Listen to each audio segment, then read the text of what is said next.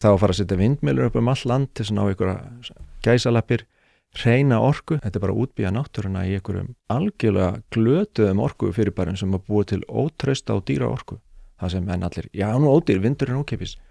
Það segir, nei, hún ekki ódýr vegna þess að þú þarft að styrkja flutninganetti til að taka þessum orkubústi þessi 40% árunni sem að vindurinn blæs og svo þarft að slökkva á einhverjum öðrum virkjunum sem verða þá óhagkvæmara því að þeir ekki lengur í 99% nýtingarhlutfalli. Og allt þetta kostar. Og allt lendir þetta á reikningnum hjá börnunum mínum sem okkur öllum vantum.